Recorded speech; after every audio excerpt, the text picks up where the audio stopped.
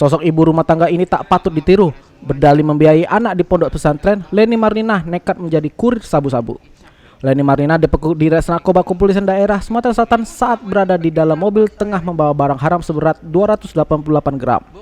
Leni Marlina yang mengaku sebagai ibu rumah tangga ini mengaku hanya dapat perintah seorang yang disebutnya Niko. Niko sendiri dikenalnya dari temannya. Disuruh Riko bawa narkoba. Kenapa kok mau bawa narkoba? Saya tidak bawa, cuma hanya polisi yang datang beli pakai mobil disuruh nasi ke dalam mobil. Jadi tidak ada.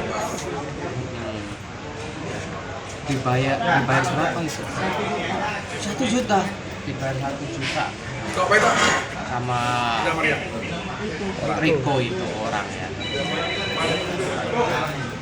Tapi tahu ya, barang itu tahu ya.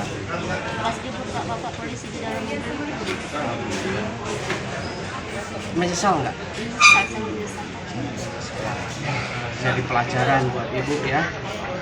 Mudah-mudahan ini jadi pertimbangan nanti di JPU ya. Harus menyesal.